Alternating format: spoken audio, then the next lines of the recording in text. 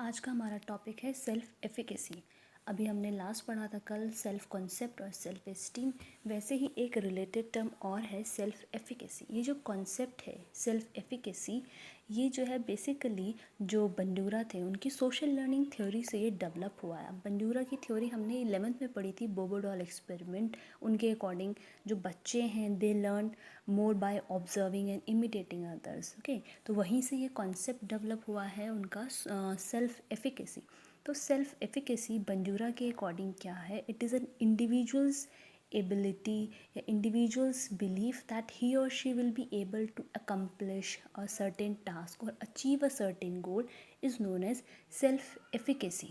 ठीक है, तो इसमें बेसिकली होता ये है कि अगर कोई person high on self efficacy है तो वो बिलीव करता है दैट ही और she has the ability to overcome the circumstances, and that person believes that things are not controlled by luck or the fate or the situational factor, but they themselves are responsible for the life outcomes। understood? मतलब जो है सिर्फ luck पे या chance पे चीज़ों को नहीं छोड़ते, they believe that they will be able to. Okay, जो इस तरह के लोग होते हैं ज़रूरी नहीं कि हैं कि वो हर चीज़ में सक्सेसफुल हों, लेकिन उनके अंदर रेजिलेंट पावर बहुत अच्छी होती है। रेजिलेंस का होना मतलब to keep your cool, to have the ability to face the problem and then recover from that is resilience.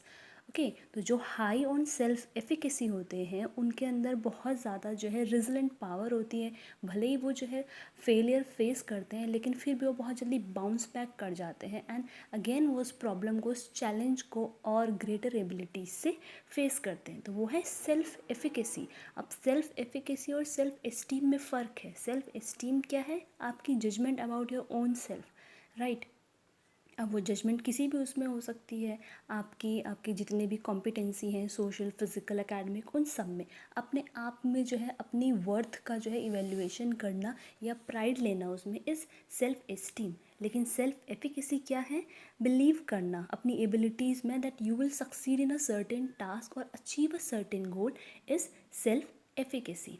Understood? And it has been found कि जितने बच्चे या जो भी इंडिविजुअल जो है जिनकी सेल्फ एफिकेसी हाई होती है वो बहुत ज़्यादा मतलब सक्सेसफुल होते हैं। सक्सेसफुल इसीलिए नहीं कि उनके अंदर एबिलिटीज़ बहुत ज़्यादा होती है, बल्कि उनके अंदर एबिलिटीज़ होती हैं to deal with the situation. Understood? और जो इस तरह के लोग होते हैं जो हाई ऑन सेल्फ एफिकेसी होते हैं वो लेस फेयरफुल भी होते हैं। ठीक है, उन्हें डर भी कम लगता है बिकॉज वो चांसेस पे, लक पे डिपेंड नहीं करते। उन्हें पता है कि वो खुद अपने उस चीज़ को डील करेंगे, चैलेंज को। इसका एग्जांपल ऐसे समझिए कि एक बच्चा है जो किसी पर्टिकुलर सब्जेक्ट में बिल्कुल भी अच्छा नहीं है, उसके अंदर एबिलिटी नहीं है मैथमेटिक्स से डील करने की या समझने की, लेकिन फिर भी उस बच्चे को यकीन है कि वो अगर मेहनत करेगा तो वो कर लेगा, उस चीज़ को जो है वो सीख लेगा। तो वो है सेल्फ एफिकेसी का होना। जो इस तरह के बच्चे होते हैं, जो इस तरह का पर्सन होता है जो ये सोचता है कि भले मैं किसी चीज़ में जो है परफेक्ट नहीं हूँ, but even then if I will try so may be I will be able to face the challenge. तो वो क्या होता है? सेल्फ एफिकेसी का होना। तो जो कंसिस्टेंटली वर्क करते हैं सेल्फ एफिकेसी की वजह से वो जो है सक्सेसफुल होते हैं। अंडरस्टूड? इसमें एक और एग्जांपल हम ले सकते हैं कि अगर इस तरह के जो पर्सन होते हैं अगर वो कोई काम करना चाहें तो वो चांसेस हैं कि बहुत अच्छे से वो काम कर लेते हैं। ठीक है, इसमें एक एग्जांपल और है कि जैसे कि अगर आपको पता होगा कि स्मोकिंग को क्विट करना बहुत डिफ़िकल्ट होता है, राइट। लेकिन जिनकी सेल्फ एफिकेसी हाई होती है वो बहुत इजीली जो है ये काम कर लेते हैं। The moment they decide to quit smoking वो इजीली जो है उस चीज़ को कर पाते हैं। क्यों? क्योंकि उन्हें पता है कि वो क्या है, उनके अंदर एबिलिटी है और वो कर सकते हैं। भले एक बार जो है वो मतलब फ़ेल हो जाए उस चीज़ में, लेकिन दोबारा उस चीज़ को वो क्या करते हैं? डील करते हैं उस चैलेंज को। अंडरस्टूड? सेल्फ एफिकेसी बहुत ज़रूरी है। और सेल्फ एफिकेसी को हम कैसे जो है डेवलप कर सकते हैं? By presenting positive role models. Okay, positive role models का मतलब लाइक इस बच्चा जब छोटा है, डेवलपमेंटल स्टेज में है, तभी जो है उसके सामने लोग ऐसे होने चाहिए जिन्हें देखकर वो इस चीज़ को समझें कि सारी चीज़ें लक पे, चांस पे डिपेंड नहीं करती, एबिलिटीज़ पे डिपेंड नहीं करती। अगर रेजिलेंट पावर हो, अगर आपका फर्म बिलीफ हो, तो आप चीज़ों को जो है फेस कर सकते हैं। तो अगर इस तरह के जो है फॉर्मेटिव ईयर्स में बच्चे के सामने जो है पॉजिटिव रोल मॉडल्स लाए जाएंगे, उसके साथ जो सिग्निफिकेंट वन है रहने वाले, अगर उनका बिहेवियर एज सच होगा, तो बच्चा देखकर जो है सेल्फ एफिकेसी को डेवलप करता है। ठीक है, तो आप लोगों के अंदर भी सेल्फ एफिकेसी होनी चाहिए। भले आप लोगों को साइकोलॉजी समझ में नहीं आती, maximum of you don't take interest in psychology, लेकिन फिर भी जब आपने लिया है तो आपके अंदर ये बिलीव होना चाहिए कि आप जो है इस सब्जेक्ट को समझ लेंगे। दो इट विल टेक टाइम, लेकिन इतना भी डिफिकल्ट नहीं है। Understood. This topic is self-regulation.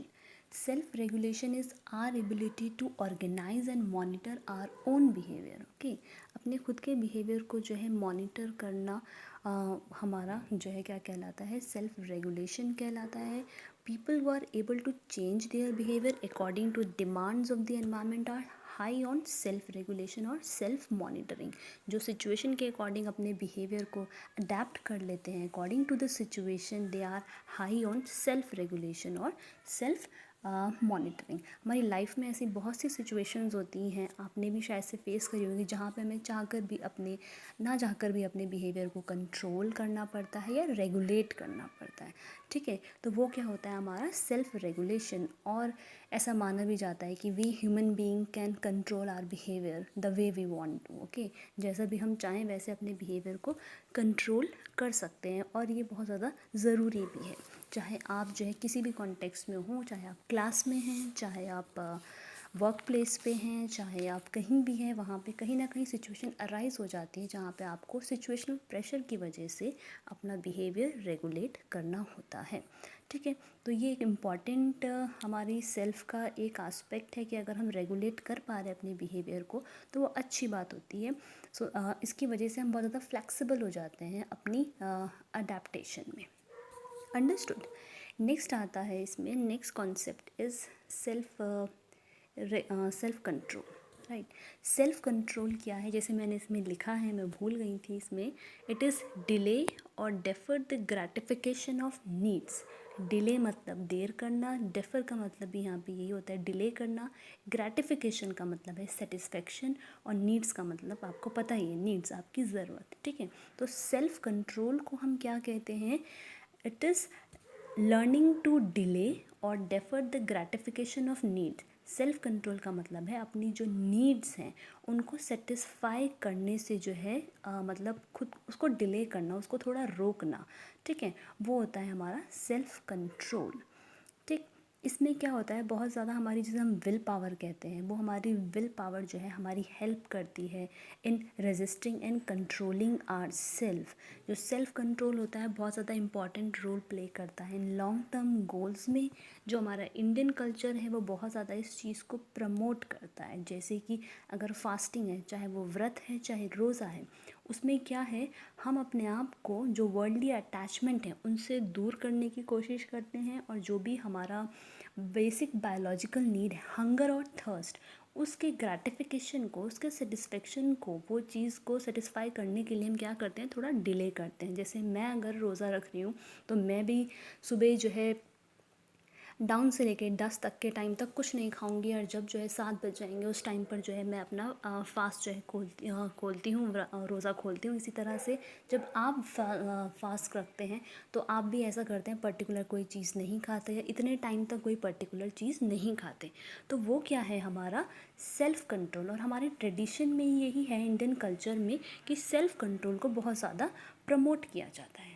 ठीक है, तो सेल्फ कंट्रोल क्या है, is your ability to defer और delay the gratification of need. Need यहाँ पे बेसिक योर बायोलॉजिकल नीड्स आ जाते हैं, हंगर और थर्स्ट के। अंडरस्टूड। अब हम पढ़ेंगे टेक्निक्स ऑफ सेल्फ कंट्रोल। जो सेल्फ कंट्रोल है उसकी टेक्निक्स हैं कुछ। पहला है ऑब्जर्वेशन ऑफ ओन बिहेवियर।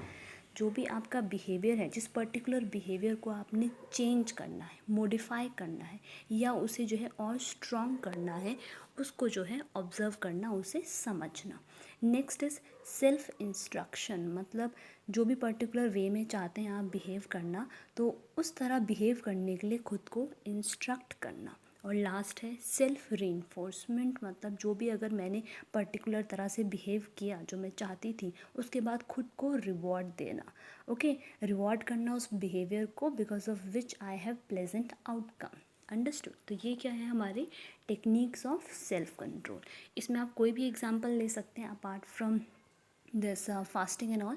आप ले सकते हैं कि जब आप जो है अपने एग्ज़ाम्स के लिए प्रिपेयर कर रहे हैं तो वहाँ पर आप कैसे इस सेल्फ कंट्रोल की टेक्निक्स को लगाएंगे। इसमें है observation of your own behaviour. Example ऐसे देते हैं कि आप जो है किस तरह से किस सब्जेक्ट में ज़्यादा आपने टाइम स्पेंड करना है। पहले आप वो नेसेसरी इन्फॉर्मेशन जो है गैदर करेंगे, किसको मॉडिफाई करना है, किसको कम टाइम देना है, किसको ज़्यादा टाइम देना है, ये आपका आएगा ऑब्जर्वेशन ऑफ ओन बिहेवियर में। Next is self instruction. अब वो चीज़ जो है करने के लिए आप अपने आप को किस तरह से मोटिवेट करेंगे, वो आपका सेल्फ इंस्ट्रक्शन है। कि सुबह मॉर्निंग से 7 से लेकर 10 तक मैंने साइकोलॉजी पढ़नी है, उसके बाद मैंने सोशो पढ़नी है, या बीच में जो है मैंने इस तरह के काम नहीं करने हैं जिसकी वजह से मुझे डिस्ट्रैक्शन फील हो, वो आपकी सेल्फ इंस्ट्रक्शन हो गई। और नेक्स्ट है सेल्फ रीइंफोर्समेंट। जब आपको लगा कि डिज़ायर्ड आउटकम मिल रहा है, मतलब मैं 3 घंटे बैठकर साइकोलॉजी पढ़ पा रही हूँ या मैं और भी सब्जेक्ट पढ़ पा रही हूँ, तो अपने आप को रिवॉर्ड देना, कोई भी ट्रीट देना, कुछ भी करना जिससे आपको खुद को अच्छा लगे, अपने आप को रीइंफोर्समेंट मिले, तो वो क्या हो जाता है हमारा सेल्फ रीइंफोर्समेंट। ये जितने भी कॉन्सेप्ट हैं हमने रीइंफोर्समेंट, पॉजिटिव, नेगेटिव, सब हमने 11th में पढ़े हैं, राइट। तो ये होता क्या है, आपको खुद को स्ट्रॉन्ग बनाने के लिए। आप ये सोचिए कि साइकोलॉजी में आप ये सब क्यों पढ़ रहे हैं, वो भी 12th में। It is just to make you a better human being, कि आप अपने बारे में जो है नॉलेज गैदर कर सकें, मॉडिफाई कर सकें, और फिर जो है उसको अपने बेटरमेंट के लिए यूज़ कर सकें। इसीलिए साइकोलॉजी 11th 12th में इंट्रोड्यूस की गई है, राइट। आई होप आपने ये टॉपिक समझ लिया।